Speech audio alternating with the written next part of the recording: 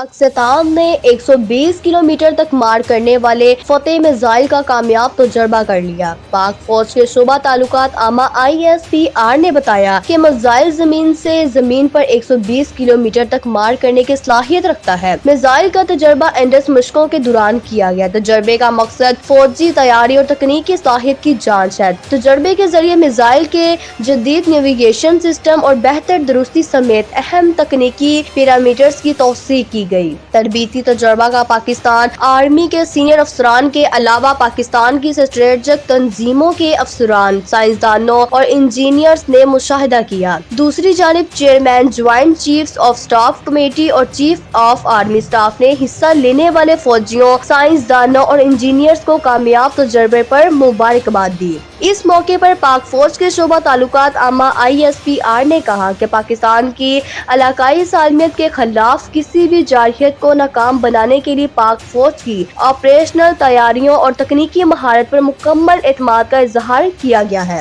پاک فوج دشمن کی کسی بھی جارحیت کا بھرپور جواب دینے کی صلاحیت رکھتی ہے۔ صدر مملکت آصف علی زرداری اور وزیر اعظم شہباز شریف نے فتح میزائل کے کامیاب تجربے پر سائنسدانوں، انجینئروں اور قوم کو مبارکباد دی۔ صدر مملکت اور وزیر اعظم نے ملکی دفاع کو مضبوط بنانے کے لیے سیکیورٹی فورسز، سائنسدانوں اور انجینئروں کی کاوشوں کو سراہتے ہوئے ملکی سلامتی اور دفاع یقینی بنانے کے قومی عزم کا اعادہ کیا۔ علاوہ ازیں وفاقی وزیر داخلہ محسن نقوی نے بھی فتح میزائل کے کامیاب تجربے پر سائنسدانوں، انجینئروں اور عسکری قیادت کو مبارکباد دیتے ہوئے کہا کہ پاکستان کے اسٹریٹجک اداروں کو اور سیکیورٹی فورسز کی بدولت پاکستان کا دفاع ناقابل تسخیر ہے۔ بھارت نے سند طاس معاہدے اور بین الاقوامی قوانین کی خلاف ورزی کرتے ہوئے دریائے چناب کا پانی روک دیا۔ بھارتی حکام کا کہنا ہے کہ دریائے چناب پر بگلیہار ڈیم سے پاکستان آنے والا پانی 90% روک دیا ہے اور کشن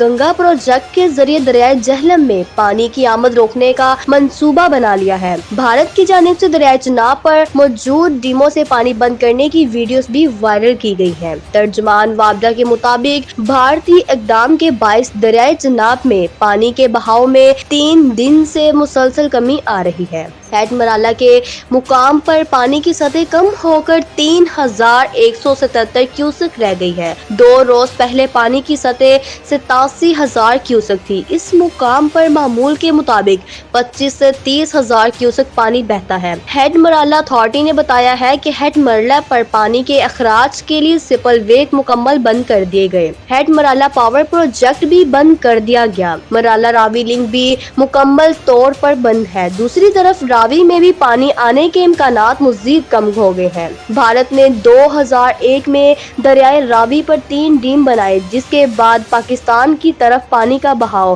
تقریباً 75% کم ہو گیا۔ اب راوی صرف مونسون کے دنوں میں ہی کسی حد تک بہتا ہے، باقی سال بہاؤ تقریباً ختم ہو جاتا ہے۔ پاکستان نے آج کامیابی کے ساتھ ابدالی ویپن سسٹم کا تربیتی تجربہ کیا۔ پاک فوج کے شعبہ تعلقات عامہ ISPR کی جانب سے جاری بیان کے مطابق یہ زمین سے زمین تک مار کرنے والا میزائل ہے جو 450 کلومیٹر تک ہدف کو نشانہ بنانے کی صلاحیت رکھتا ہے۔ بیان میں کہا گیا کہ یہ تجربہ مشق اینڈس کے حصے کے طور پر کیا گیا، جس کا مقصد افواج کی عملی تیاری کو جانچنا اور میزائل کے اہم تکنیکی پہلوؤں بشمول جدید نیویگیشن سسٹم اور بہتر سمیت تبدیل کرنے کی صلاحیت کو جانچنا تھا۔ ترجمان پاک فوج کے مطابق تربیتی تجربے کا مشاہدہ commander army strategic forces command, strategic plans division اور آرمی اسٹریٹجک فورسز کمانڈ کے سینئر افسران، پاکستان کے اسٹریٹجک اداروں کے سائنسدانوں اور انجینئروں نے کیا۔ ISPR مطابق صدر مملکت، وزیر اعظم Pakistan, chairman joint chiefs of staff committee اور تمام مسلح افواج کے سربراہان نے تجربے میں حصہ لینے والے افسران، سائنسدانوں اور انجینئروں کو مبارکباد دی۔ رہنماؤں نے پاکستان کی اسٹریٹجک فورسز کی عملی تیاری اور تکنیکی مہارت پر مکمل اعتماد کا اظہار کرتے ہوئے کہا کہ وہ ملکی سلامتی کے تحفظ اور مؤثر دفاعی صلاحیت کے حامل ہیں۔ پہلے گام ڈرامے پر کشمیری बुजुर्गों का जज्बा काबिले दीद है, जिन्होंने पाकिस्तान, कश्मीरियों और मुसलमानों के खिलाफ प्रोपेगेंडा करने वाले भारतीय मीडिया को आईना दिखा दिया। जराये के मुताबिक पहलगाम फॉल्स फ्लैग के बाद मकबूजा कश्मीर के लोग भारतीय फौज पर सख्त तनकीद कर रहे हैं। इस दौरान मकबूजा कश्मीर के बुजुर्ग ने पहलगाम फॉल्स फ्लैग पर भारतीय मीडिया को आईना दिखाया। कश्मीरी बुजुर्ग ने कहा कि बंद करो ये ड्रामेबाजी, अब मीडिया पहलगाम में नहीं आना चाहिए। भारत ने 11 लाख फौज कश्मीर में तैनात कर रखी है। इतनी बड़ी फौज के बावजूद पहलगाम वाकया हुआ है। इन्होंने कहा कि फौज क्या कर रही है, क्या फौज ने चूड़ियां पहन रखी हैं? ये सब पैसे का खेल है। ये काम वही इंसान करेगा जो लालची होगा। ये काम किसी बेईमान शख्स का है। ईमानदार शख्स ऐसा नहीं कर सकता। हमला करने वालों को ढूंढना इनका काम है। हमले के वक्त हिंदुओं को कत्ल करते हुए कलमा पढ़ने के सवाल पर इनका कहना था कि दीन के मामले में कोई जबरदस्ती नहीं, क्यों कोई पढ़ाएगा कलमा?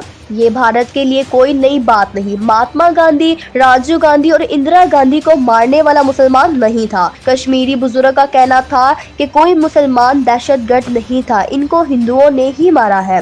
दूसरी जानिब सियासी तजज़ियाकारों का कहना है कि कश्मीरी बुजुर्ग की गुफ्तगू साबित करती है कि पहलगाम फॉल्स फ्लैग हमला है और बीजेपी मजहब की आड़ में मुसलमानों पर हमला कर रही है।